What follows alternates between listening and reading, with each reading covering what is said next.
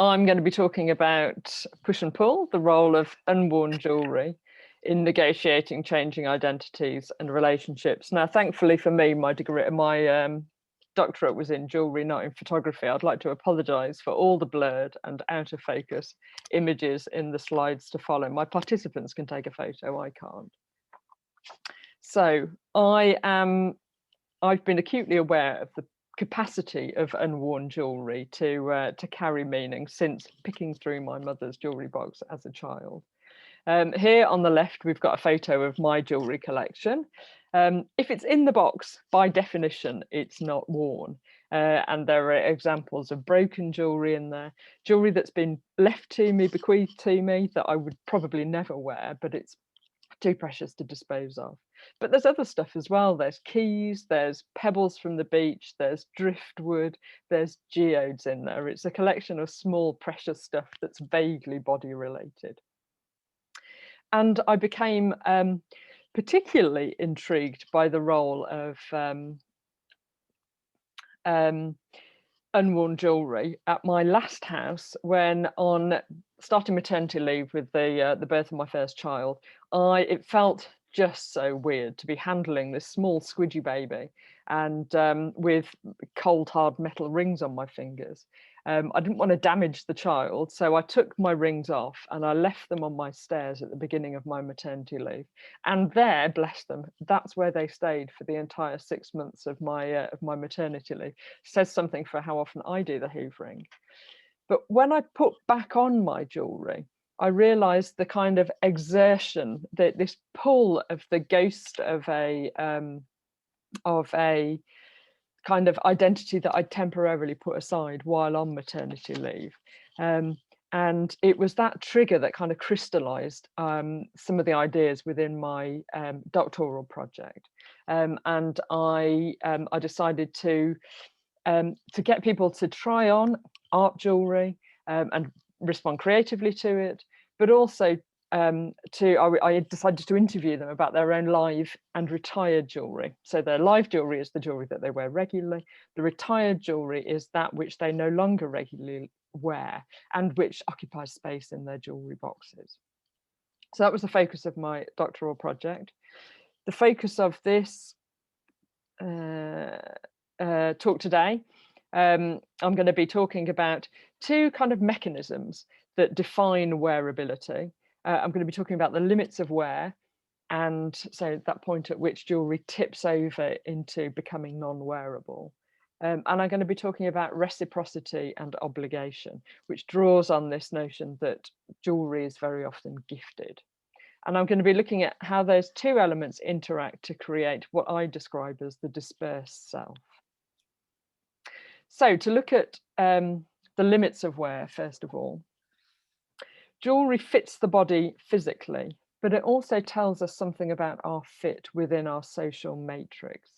And here I'm drawing on the phenomenological insights of Merleau-Ponty and Marion Irish Young. They point out that experience spans two modes of being. So there's that kind of the sense of yourself as you're lost in a task in a moment of flow. So that's the self as subject. And then there's the view of yourself that you observe as if from the outside, self as other. And they argue that that kind of oscillation between the two creates a kind of compound self, which I describe as the dispersed self. Now, jewellery is perfectly placed to facilitate that oscillation. And Hannah's ring is a great example at the near end of this scale. Now, ordinarily, wedding rings would be worn over a lifetime. They'd be kind of absorbed into your body boundary. But Hannah, at the point of the interview, was a fairly newly married woman. She'd been married for a year. And her comment here kind of crystallizes this thought quite nicely. She reflects on seeing her ringed finger on the tube grab rail. She says, when you're on the tube and you're kind of grabbing onto the side and you're like looking and, oh, I'm actually married. And oh, we've actually done it. So that captures that kind of seeing herself as other people would see her and marrying it up with the sense of herself as an individual. She can do that quite fluently because those two identities align. At the other end of the scale, however, we've got her pearl ring. This was gifted to her when she was 18 by her parents, and she hasn't worn it for over a decade. At the end of the interview, I asked her to put it on and I asked her how it felt. And she said, "Oh, it's really obnoxious. It's too in your face, and that's not who I am right now." And that kind of captures the idea that she can't she can't oscillate, she can't switch from one to the other. She can just see herself as she was then, and it doesn't fit with who she is now. And it's that point that the jewellery tips over into being unwearable. She can't manage that that experience. So I take this kind of schematic of self as other and self as subject, and I've created a another kind of schematic map here. This time it's of another participant, Daksha, and her body is represented by this blue sphere in the middle of the kind of mandala-like map here.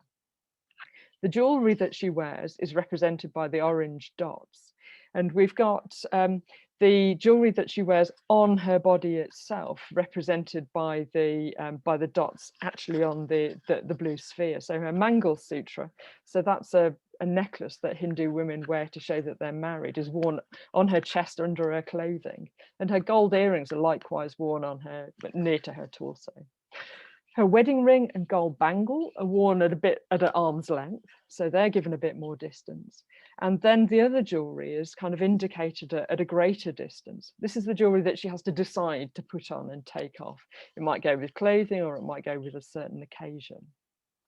The dowry jewellery on the left-hand side of this map is particularly intriguing because it started off outside the circle. It was unworn, and it was completely rejected by Daksha when it was first purchased by her mother, who was planning an arranged marriage for her when she was a teenager.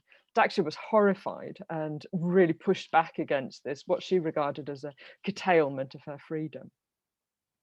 So that's a kind of indication of some of the dynamics involved in that kind of phenomenological take on the dispersed self. Let me just move on to an analysis of the kind of gifting of jewellery. And here you can see the dowry jewellery that was Daksha's, intended for this arranged marriage that never happened actually.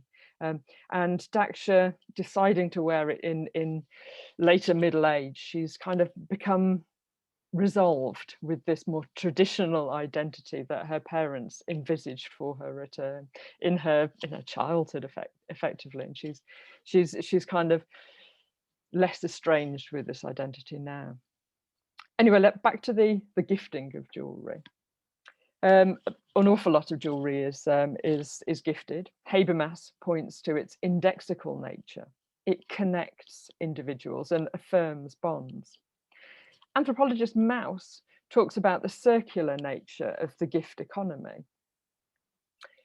He was talking about ritual items of Polynesian culture, and he made the point that if they stopped circulating, they were re-gifted and re-gifted. And if they stopped circulating, that was a subject of shame, as if the individual was trying to profit from the gift. Now, jewellery, its kind of currency of reciprocity is careful retention and wear. Now, I know that sounds counterintuitive, but this paper explores careful retention as an active process. So by wearing the piece of jewellery that's been gifted to you, you affirm the relationship. By telling the story to people about how you were given the gift, that helps to affirm those connections as well. And of course, jewellery is eminently keepable. It's small, it's precious, there's no reason to throw it away. Now, Leanne, whose fingers you can see in the black and white image here, claimed never to have disposed of any jewellery ever, whereas other participants talk about thoughtfully disposing of pieces. So one woman talked about giving pieces to her niece, another woman talked about giving costume jewellery that she no longer wanted to a charity that provided clothes and jewellery to women attending job interviews. So it was okay to dispose of it if it was thoughtfully done. Of course, The longevity of jewellery is a bit problematic, whereas relationships change, objects perhaps don't. And this is the moment at which obligation is refused and reciprocity is not enacted. And this can haunt the owner. So we've got Becky's broken bracelet here on the left-hand side. And this set up a kind of dynamic where she was furtively trying to get it mended so her boyfriend wouldn't notice. And we've got the rather plaintive call of Greta reflecting on her heart-shaped bangle. I just want to wear it again. It feels like it's where it should be when she put it on her wrist.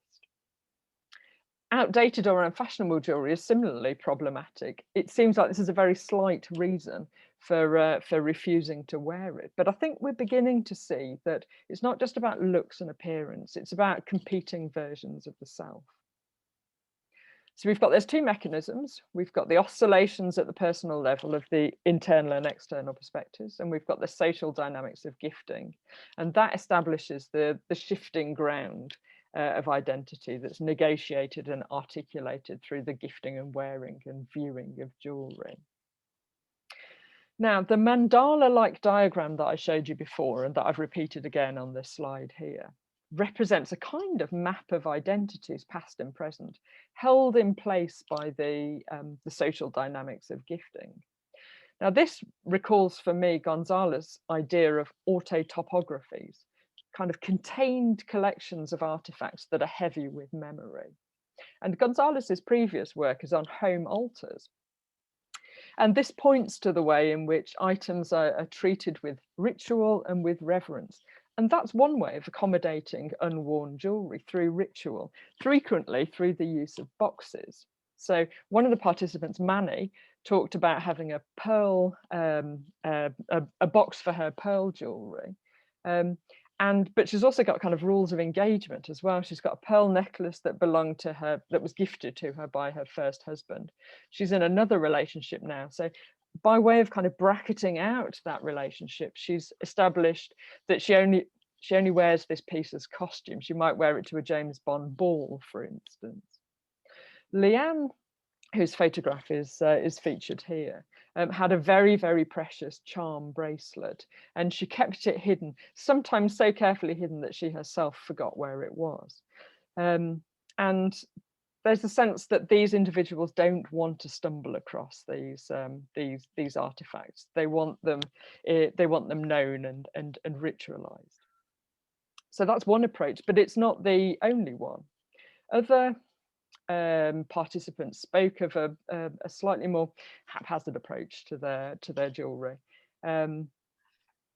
Just like mine was kept on the stairs for 6 months during my maternity leave, Anna places her Nana's rings in a drawer in my bedroom that's full of like bits, along with the sweets that she has for diabetes. She just has them knocking around in a drawer. And there's a sense that these aren't wrapped in reverence and ritual. She likes stumbling across them. She likes to find herself in the imagined gaze of her Nana. And the bangle of Miranda was exactly the same. Miranda, you can see it just above the text box here, silver bangle set with a moonstone. She won't wear it because she fears scratching it, but she doesn't box it. She likes to stumble across it when she's looking through her jewellery collection, when she's changing over the items in her day box. So there's a sense that these diffuse collections, whether they're ritualized or whether they're more accessible, allow the participants to engage with memory. They help to scaffold their narrative identity. And Heersmink talks about this. There's a nod here to past identities and the obligations associated with them. It helps to plot out the grey area between subject and object, which are outposts, I argue, of the dispersed self. So my talk here has been focused on jewellery as a thing, which needs dealing with whether it's worn or not. I've talked about these two mechanisms, the oscillations between internal and external perspective. I've talked about the social conventions of gifting and the need for reciprocity with gifted jewellery. Both of these point to the highly social nature of jewellery and indeed to the networked and connected nature of identity itself. It's the interactions between these mechanisms that help to allay dissonance and to maintain current and coherent identities. It's a combination of ritual behavior, such as boxing and hiding, and physical distance between you and the unworn pieces that help to structure evocative objects and maintain controls of the hinterlands of the self, suggesting that jewellery has a key role in negotiating individual and collective identities. Thank you very much.